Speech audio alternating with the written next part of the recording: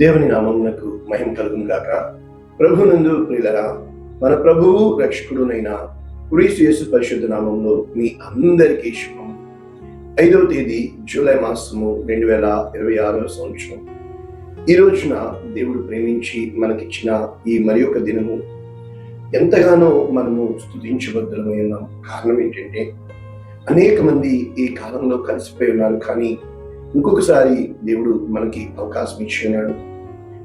ఎందుకు అని అంటే, ఒకటి, మన జీవితము అనే ప్రయాణంలో ప్రతి ఒక్క స్టేషన్, కొన్ని స్టేషన్లో కొంతమంది ఎక్కుతారు, కొంతమంది దిగిపోతూ ఉంటారు. కానీ ఎక్కేవాళ్ళు కొన్ని అనుభవాలతో ఎక్కుతారు, దిగేవాళ్ళు కొన్ని అనుభవాలు మిగిల్చి దిగిపోతూ ఉంటారు. అయితే కాలము ప్రవాహంలాగా వెళ్ళిపోతూ ఉంటుంది. కాలము తన పని అది చేసుకుంటూ పోతుంది. కానీ ఈ రోజున మన జీవితంలో ఎంతో ఆశతో ఎదురు చూస్తున్న దినము అని చెప్పొచ్చా? లేకపోతే దేనికోసం ఎదురు చూస్తున్నాము అని ప్రశ్నించుకోవచ్చా? లేక ఎదురు చూపులు ఎంతవరకు అనేది ప్రశ్నించుకోవచ్చా? అన్నింటికీ సమాధానము కాలమే కదా. మరి ఇటువంటి కాలంలో ఖచ్చితంగా ఇది కాలము అని చెప్పినప్పుడు కొన్నిసార్లు నేను స్వరం స్పష్టంగా వింటాను, ధైర్యంతో చెప్తున్నాను, ఆ వినబడే స్వరము నేను తీసుకొని వస్తున్నాను అంటాడు. అయితే ఆ రోజున నేను ట్రైన్ అప్ అవ్వలేదు. ప్రభువా, తీసుకొని వస్తున్నావు, కానీ ఎప్పుడు తీసుకెళ్ళిపోతావు అని తెలియదు. కారణము, చాలాసార్లు వచ్చేటప్పుడు వస్తున్నారా, ఎప్పుడు వస్తున్నారు, ఎలా వస్తున్నారు, వచ్చాక ఏం చేస్తారు అనే ప్రశ్నలు మనకి అర్థం కావు. తర్వాత వచ్చిన తర్వాత చాలా జరుగుతాయి, ఎన్నో జరుగుతాయి, ఏమైనా జరుగుతాయి. కానీ జరిగే అన్ని విషయాల్లో కూడా చెప్పాడుగా, నేను తీసుకుని వస్తున్నాను అని. ఎలా వచ్చారో అలాగే వెళ్ళిపోతూ ఉంటారు మన జీవితం నుంచి. కొంతమంది నిలబెట్టుకోవాలన్నా నిలబడరు, కొంతమంది నిలదొక్కుకోవాలన్నా నిలదొక్కుకోలేరు, కొంతమంది మాట మీద నిలబడతామంటారు. ఏది ఏమైనప్పటికీ ఏంటో కదా. అంటే కొన్ని విషయాల్లో నమ్మకము అంటాము, కొన్ని విషయాల్లో మోసపోయాము అంటాము, కొన్ని విషయాల్లో కాదు కాదు అంతా భ్రమ అంటాము. ఇంతకీ మోసపోవడం ఏంటి, భ్రమ ఏంటి, నమ్మకం ఏంటి? ఆలోచన చేస్తే నమ్మకము అనేది భ్రమ కాదేమో, భ్రమ అనేది మోసము కాదేమో. అంటే మరి నిజమేంటి? నిజము చాలాసార్లు నేను నా దగ్గరకు వచ్చిన వాళ్ళని అడుగుతున్నాను, మిమ్మల్ని అడుగుతాను. మనందరికీ నిజం తెలుసు, కానీ నిజంలో బ్రతకడం చేయగలమా? లేకపోతే నిజాయితీగా అని చెప్పను, ఎందుకంటే అది మన సంజాయిషిని బట్టి ఆధారపడి ఉంటుంది. కనీసం మన అంతరంగంలో యథార్థంగా నివసించాలి అంటే దానికి ఒక్కటే ధైర్యం కావాలి. ఏంటో తెలుసా? నీవు నమ్మింది నీవు ఎరిగి ఉండాలి. దేనికోసం నీవు ప్రయాసపడుతున్నావో, దేనిని ఆశించి ఎంత శ్రమ పడుతున్నావో, దేని వెనుక పరుగులు పెడుతున్నావో అది నీకు తెలిసి ఉండాలి. ఈరోజు అటువంటి గొప్ప వాక్యము, నీవు నమ్మిన ఎడల దేవుని మహిమను చూచెదవు. నీవు నమ్మిన ఎడల దేవుని మహిమను చూచెదవు. యోహాను సువార్త 11వ అధ్యాయం 40వ వచనం, పూర్తి వచనము ఈ విధంగా ఉంది. అందుకు యేసు, నీవు నమ్మిన ఎడల దేవుని మహిమను చూచెదవని నేను నీతో చెప్పలేదా అని ఆమెతో, మార్తతో అంటున్నాడు. మరియా మార్తల సహోదరుడు లాజరు చనిపోయాడు. అతను సమాధిలో ఉన్నాడు, 4 రోజులు అయిపోయింది. అతను వ్యాధిగ్రస్తుడై ఉన్నాడని యేసుప్రభు వారికి తెలియపరచబడింది. కానీ యేసుప్రభు వారు అక్కడే ఉండిపోయారు, రాలేదు. వచ్చేలోపు అన్నీ అయిపోయినాయి, చేయాల్సినవి అన్నీ జరిగిపోయినాయి. అప్పుడు ఆయన వచ్చాడు. అప్పుడు చెప్తున్నాడు. లోపు మార్త అంటుంది, కంపు కొడతాడు. లోపు మార్త అంటుంది, ప్రభువా, ఒకవేళ నువ్వు ఇక్కడ ఉండుంటే ఇలా జరిగిండేది కాదు, అయినా నువ్వు ఏమైనా చేయగలవు అని నమ్ముతున్నాను. కానీ అంతా అయిపోయింది కదా, ఇంకా నువ్వు మాత్రము ఏం చేయగలవు? మన జీవితంలో ఈరోజు కనీసం నేను చెప్తున్న ఈ వాక్యము, అక్కడ లైక్ అనే బటన్ కొట్టండి, 2వది కామెంట్ రాయండి, 3వది షేర్ చేయండి. లేకపోతే ఈ ప్లాట్ఫామ్ తీసుకెళ్ళదు. కారణము, సెలబ్రిటీలకే కారణం అవుతున్న ఈ ప్లాట్ఫాము నేను చెప్తున్నా, నా జీవిత స్థితిగతుల్లో ఇది నిత్యముగా యథార్థంగా నేను నడిచి వచ్చిన మార్గము, దీని కొరకు అన్నీ పోగొట్టుకున్న దైవిక ధైర్యంతో నేను చెప్పగలుగుతున్నాను. 3 ఉన్నాయి మనలో. ఒకటి మైండ్, ఈ మైండ్ బ్లోయింగ్, ఈ మైండ్ అట్రాక్షన్, ఇవన్నీ కూడా ఫాలెన్ నేచర్. అదేంటండి? అవును, మన మైండ్ ఇంతే. కారణము, నీవు ఈ మనసు అనే ఆ డైలాగులు, సినిమా డైలాగులు ఇవే తప్ప ఏ రోజునైతే 3 రకాల జ్ఞానాలు ఉన్నాయి. ఒకటి మానసిక జ్ఞానం, 2 హృదయ జ్ఞానం, 3వది ఆత్మజ్ఞానం. ఈ 3 మెట్లు మనము ఎక్కడన్నా వెళ్ళగలమా అంటే, మొట్టమొదట నువ్వు మనసుని గెలిచాకే హృదయాన్ని గెలవగలవు, హృదయాన్ని గెలిచాకే ఆత్మలో గెలవగలవు. కనుక ఎప్పుడూ కూడా ఆత్మ లోపల పదిలపరచబడి ఉంది. కానీ ఈ ఆత్మ దేవుడు పెట్టిన దీపమై ఉంది. ఈ ఆత్మ హృదయ అంతరంగాలను పరిశోధిస్తూ ఉంటుంది, కానీ మౌనంగా ఉంటుంది. ఏమయ్యా దేవుడా, నువ్వు నాకు ఎంత దూరము అంటే, అడుగు దూరము అంటాడు. ఆ అడుగేంటయ్యా? నమ్మకము. మళ్ళా ఇక్కడ 3 జ్ఞానాలు ఉంటాయి.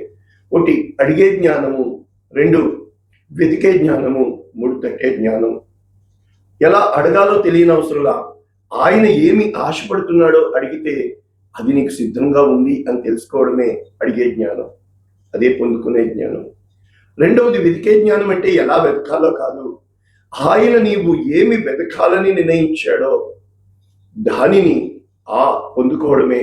అంటే వెతికేది నీకు దొరకడానికి సిద్ధంగా ఆయన ఎంతో ఎక్కడో మర్మంగా పెట్టాడు. అదే జ్ఞానం, అది నీకు దొరికే జ్ఞానం. ఇక చివరిగా తట్టే జ్ఞానం. ఎలా తట్టాలో కాదు, ఏదేది తట్టాలో కాదు, ఎక్కడ నీ కొరకు ఆ లోపల బంధించబడి ఉన్న బహుమానాన్ని నీవు స్వతంత్రం చేసుకోవాలో ఆ తెలిసే జ్ఞానమే తట్టే జ్ఞానం. అంటే చాలా మంది చెప్తారు నాకు, సంఘానికి ఎందుకు వెళ్తున్నామంటే ఏదో సమాధానం కోసమండి, ఏదో దేవుణ్ణి దండం పెట్టుకున్నామా వచ్చేసామా. లేదు లేదు, అయితే రాకు. నువ్వు దేవుని సన్నిధికి వస్తుంది సమాధానం కోసం అయితే రాకు, నీవు దేవుని సన్నిధికి వస్తుంది దండం పెట్టుకోవడానికి అయితే రాకు. ధైర్యంగా నేను చెప్తున్నాను, దేవునికి సన్నిధికి నువ్వు వచ్చినా రాకపోయినా ఒక రోజు నువ్వు వెళ్ళిపోతావు ఆయన దగ్గరికి, ఇది ఖచ్చితం. అయితే దేవుని దగ్గరికి నువ్వు వచ్చేటప్పుడు ఆరాధించడానికి రా, దేవుని దగ్గరికి వచ్చేటప్పటికి ఆయన గూర్చి నేర్చుకోవడానికి రా, దేవుని దగ్గరికి నువ్వు వచ్చేటప్పటికి నీకున్నది ఏదైనా కూడా పట్టుకునిరా, ఒటి చేతులతో రమ్మక. కారణము, నీకు ఉన్నదంతా నువ్వు వాడేసుకుంటున్నావు, దేవుని దగ్గరికి వచ్చేటప్పటికి ఏమీ లేదు అంటున్నావు. దేవుని దగ్గరికి దండం పెట్టుకోవడానికి వస్తున్నాను అంటున్నావు, రామక 10 మందికి అన్నం పెట్టేటట్లుగా రా. దేవుని దగ్గరికి నువ్వు హృదయాన్ని పట్టుకొని రా, ఆరాధించు, ఆత్మతోనూ సత్యముతోనూ ఆరాధించు. అప్పుడు ఆయన ఎవరో నీకు అర్థమవుతుంది. కారణం నమ్మకం. ఈరోజున నమ్మకము అనేది నేను చాలా మందిని నా జీవిత ప్రయాణంలో చూశాను. కొంతమంది ధనాన్ని నమ్ముతారు, కొంతమంది గుణాన్ని నమ్ముతారు. అది కూడా చెప్పండి, ఈ గుణము దేన్ని అంటే వాళ్ళు ఆశించినట్లుగా ఎదుటోడు ఉంటే అది గుణము అంటారు. అంటే ఎదుటివాడి అభిప్రాయాన్ని బట్టి మనం ఉంటే వాళ్ళు గుణము అంటే సర్టిఫికేట్ వేస్తారు. ఏంటండి ఇది? క్యారెక్టర్ సర్టిఫికేట్ వాళ్ళు వేసేది ఏంటండి? లేకపోతే ప్రొవిజనల్ సర్టిఫికేట్ వాళ్ళు ఇచ్చేది ఏంటండి? కాండక్ట్ సర్టిఫికేట్ వాళ్ళు ఇచ్చేది ఏంటండి? అది గవర్నమెంట్ ఇస్తుంది జాబ్ అప్లికేషన్కి, కాలేజీల అప్లికేషన్కి. ఈ రోజున కొత్త న్యూస్ మనందరికీ తెలుసు, passport is not the proof of a Indian. అంటే పాస్పోర్ట్ అనేది ఇండియన్ సిటిజన్షిప్ కి ప్రూఫ్ కాదు. ఇన్నాళ్ళు మేము పాస్పోర్ట్ ఉంది అని అది పట్టుకునే తిరిగాము, కాదు అన్నారు. పోనీ ఆధార్ కార్డా? కాదు అన్నారు. పోనీ పాన్ కార్డా? కాదు అన్నారు. ఏది అంటే వాళ్ళు ఏది ఇంకా డిసైడ్ చేయాల. అంటే మన జీవితంలో ప్రూఫ్ అదే కదా సాక్ష్యము, అదే కదా రుజువు, అదే కదా ఆధారము. కానీ దేవుని పరలోక రాజ్యంలో ప్రూఫ్ ఏంటో తెలుసా? నీ నమ్మకం. ఏ రోజునైతే నువ్వు నమ్ముతున్నావో, మనం చెప్తాము, ఎంతగా చెప్తామో. కారణం ఏంటంటే, చూచి నమ్మిన వారి కంటే చూడక నమ్మిన వారు ధన్యులు. అంటే చూస్తే నమ్మేది నమ్మకంగా దేవుడు లెక్క కట్టడు. కానీ నువ్వు చూసినా నీ కొలతతో చూస్తున్నావు, నీవు చూసినా నీ అనుభవంతో చూస్తున్నావు, అది నీ ఫీలింగ్. నువ్వు చూసినా నువ్వే చూస్తున్నావు తప్ప నీ ఆత్మ చూడాలనుకున్నది వేరే ఏదో ఉంది. ఇక్కడ దేవుడు గొప్ప కార్యం చేయబోతున్నాడు. యేసయ్య 3 బ్రతికించాడు. నెంబర్ 1, యాయిరు కుమార్తె మరణ పడక మీద ఉంది. యాయిరు వచ్చాడు. అయ్యా నా కుమార్తె చావు సిద్ధంగా ఉంది, రెండయ్యా అన్నాడు. యేసు ప్రభు అక్కడే ఆలస్యం చేశాడు. ఆ సమయంలోనే 12 ఏండ్ల రక్తం. అంటే మనము చాలాసార్లు వెంటనే గోల్కి పరిగెట్టమాక ఈ రోజు కూడా. Don't ever focus the goal. First you have to chase whatever the obstacles on your way. నీ లక్ష్య సాధనములో ఎదురవుతున్న ప్రతి స్థితిగతిలో నువ్వు సమాధానంతో వెళ్ళాలి. ఎన్ని కార్యాలు అక్కడ దేవుడు యేసుక్రీస్తు ప్రభుల వారు వెళ్తున్నప్పుడు యాయిరు కుమార్తె దగ్గరికి ఎన్నో కార్యాలు మధ్యలో జరిగి ఆయన అవన్నీ చక్కబెట్టి వెళ్ళాడు. ఈలోపు యాయిరు కుమార్తె అక్కడ చనిపోయింది అని యాయిరు ఇంటి నుంచి కొంతమంది వచ్చి ఆమె చనిపోయింది, ఇంకా బోధకుని సిద్ధపరచు. అక్కడ కూడా యేసు ప్రభు చెప్పారు, వారి మాటల మీద లక్ష్యం ఉంచుకు, నన్ను నమ్ము. బైబిల్ అంతా అడుగుతుంది నిన్ను ఒకటే ప్రశ్న, నమ్మగలవా? కానీ నమ్ముచున్నాను, అపనమ్మకం ఉండకుండా సహాయం చేయమంటాడు. నమ్ముట నీ వలనైతే నమ్మువానికి సమస్తము సాధ్యం. ఈరోజు నేను చెప్పగలుగుతున్నాను, నమ్మకము ఈజ్ ఈక్వల్ టు నీతి. అంటే నువ్వు దేన్ని నమ్ముతున్నావు? ఎదుటివాని క్యారెక్టర్ని, అది నీ నీతి, అది స్వనీతి. అది నీకు నేర్పించబడిన నీ మైండ్. ఈ లోకంలో నీ ప్రవర్తన ఎదుటివాడిని నమ్మడాన్ని బట్టి ఆధారపడి ఉంటుంది. ఆ నమ్మడంలో 3 రకాలు. ఒకటి పలకరింపు నమ్మకము, రెండవది కొంత సమయము గడిపే నమ్మకము, మూడవది జీవిత కాలము వాళ్ళతోనే. ఆ నమ్మకంలో ఏంటో తెలుసా? మోసపోవడాలు ఉంటాయి, అన్యాయం అయిపోవడం. రండి నమ్ముదాం. ఏంటో తెలుసా? నమ్మకాన్ని బట్టి ఉండదు బంధాలు. నువ్వు నమ్మినా నమ్మకపోయినా అది బంధం కనుక సాగిపోవాల్సిందే. మన జీవితంలో మన స్థితిగతుల్లో శూన్యం అయిపోయినప్పుడు ఒక ప్రశ్న వినబడింది. అంతా పోగొట్టుకున్నప్పుడు, లోయ అనుభవంలోనికి వెళ్ళిపోయినప్పుడు దేవుణ్ణి నిలబెట్టగలరా? కాదండి. లోయ అనుభవం అనుకుంటుంది నువ్వు. దేవుడు ఏ రోజున నీ స్థితిని పట్టించుకోడు, నీ స్థాయిని చూడు.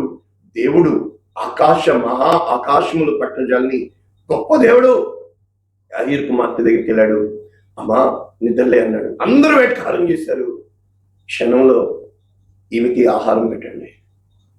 రెండవది, నాయీను అను ఊరిలోకి దేవుడు యేసుక్రీస్తు ప్రభు వారు వెళ్తున్నారు. శవం బయటకు వస్తుంది, రుద్రాలు ఏడుస్తుంది, ఒక్కగానొక కుమారుడు చనిపోయాడు. అంటే ఒకటి ఇంటిలో, రెండవది పాడె మీద. యేసుప్రభు వారు పాడెను ముట్టి చిన్నవాడాలేమో. అంటే నిన్ను మోసుకొని పోతున్నప్పుడు కూడా అద్భుతం జరుగుతుంది. 3 రకాల అద్భుతాలు. మొట్టమొదటిది, నీ గదిలోకి నా యేసయ్య వస్తాడు, నిన్ను మరణ పడక మించి లేపుతాడు. రెండవది సో సింపుల్, నిన్ను మోసుకొని పోతున్నప్పుడు ఇంకా నీ పని అయిపోయింది అన్నప్పుడు కూడా లేపుతాడు.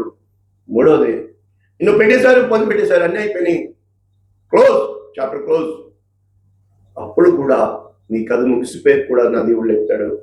ఈ మూడింటిలో నా అనుభవం, నా కథ ముగిసిపోయాక నన్ను దేవుడు లేపాడు. ఇది చాలా గొప్ప కార్యము. కారణం ఏంటో తెలుసా? కథ ముగిసిపోవాలా. ఈ పాట బయలుదేరిపోయింది, చాలా మంచి పాట, ఏమైనా చేయగలడు. కానీ నువ్వు నీ మైండ్తో పాడుతున్నావు, అది చేయడు నా దేవుడు. ఆయన ఏమైనా చేయగలడు, లోకాన్ని కాదు నిన్ను. మనం అది శత్రువు కోసం పాడతాం కాదు, అది నీ కోసం రాయబడింది, నీ కథ కోసం రాయబడింది, నీ జీవితం కోసం రాయబడింది, నీ కష్టం కోసం రాయబడింది, నీలో దేవుడు పెట్టిన కార్యం కోసం రాయబడింది. దేవుడు నీకేమై ఉన్నాడో రాయబడింది. ఆయన నీ కథ మార్చబోతున్నాడు, వాళ్ళ కథ కాదు. ఏ రోజునైతే నీ కథ దేవుడు, it's not a life story but it's a love story. దేవుడు రాసిన ప్రేమలేఖ. ఎప్పుడైతే నీ మైండ్ని బట్టి కాక, మైండ్ ఒక్కటే గుర్తుపెట్టుకోండి, ఎవరిని నమ్మదు, దేన్ని నమ్మదు. అసలు నమ్మకం అనేది లేనిదే మైండ్, అది ఫాలెన్ నేచర్, మనసు. రెండవది సో సింపుల్, హృదయం. దీనికి అంతా కూడా ఇమోషనల్, సెంటర్ ఆఫ్ ఇమోషన్స్. ఇది నీ ఇమోషన్స్ కి కేంద్రంగా ఉంది. ఏ రోజు కూడా నీ హృదయము నీ యొక్క ఫీలింగ్ నే నమ్ముతుంది తప్ప ఎదుటివాడి ఫీలింగ్ ని అర్థం చేసుకోదు, ఎదుటివాడి వేదన అర్థం చేసుకోదు, ఎదుటివాడి దుఃఖమును అర్థం చేసుకోదు, ఎదుటి వాడిని ప్రేమించడానికి ఇష్టపడదు. ప్రేమించబడటానికి ఇష్టపడేదే ఈ యొక్క హార్ట్, హృదయం. ఇప్పుడు ఆత్మ. It's not at all connected to you. అది నీకు సంబంధించింది కాదు, అది దేవునికి సంబంధించింది. సో దేవుడికి డైరెక్ట్ లింక్ ఏంటయ్యా అంటే నీ ఆత్మతో మాత్రమే. గాఢ నిద్రాత్మ, దురాత్మ, వ్యభిచార ఆత్మ, అబద్ధములాడే ఆత్మ, తొందరపరిచే ఆత్మ, మద్యపు ఆత్మ, కోపపు ఆత్మ, ఇవన్నీ ఆత్మలే. రోగం అనేది ఆత్మ, మరణము అనేది ఆత్మ. ఏం చెప్పమంటారు అంటే, ఏ రోజునైతే నమ్మకము అనేది ఒక్కటి చెప్పన ఏంటంటే, ఏ భేదము లేదు, అందరూ పాపము చేసి దేవుడు అనుగ్రహించు మహిమను పొందలేకపోతున్నారు.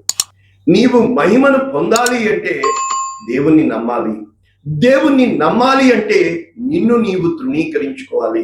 మొట్టమొదట నీ మైండ్ని సాధన చేసి నువ్వు గెలవాలి. ఇప్పుడు ఈ చేతైచి వచ్చి 60 years కి 6 pack చూపిస్తున్నాడు, ఇట్స్ కరెక్ట్. అది నీవు శరీరాన్ని సాధన చేస్తున్నావు, అప్పుడు నీ శరీరం ఫిట్ గా ఉంటుంది, కరెక్టే. నీ మైండ్ని సాధన చేయి, నీ మైండ్ ఫిట్ గా ఉంటుంది. నీ హృదయాన్ని సాధన చేయి, నీ హృదయం ఫిట్ గా ఉంటుంది. నీవు నీ ఆత్మని స్వాధీనం చేసుకో, ప్రవక్తగా మార్చబడతావు. You will become a prophet unto the generations of the generation.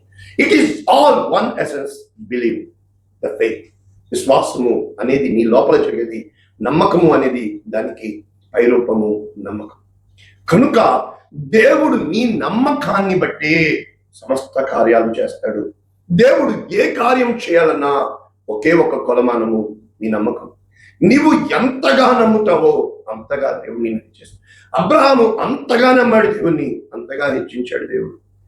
ఇస్సాకు అంతగా నమ్మాడు దేవుణ్ణి, అంతగా హెచ్చించాడు. యాకోబు పూర్తిగా శిథిలమైపోయాడు, ఇశ్రాయేలుగా మార్చబడ్డాడు.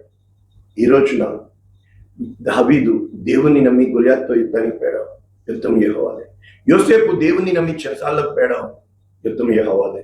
దానియేలు దేవుణ్ణి నమ్మి సింహాల గుహలోకి వెళ్ళిపోయాడు, యుద్ధం యెహోవాదే.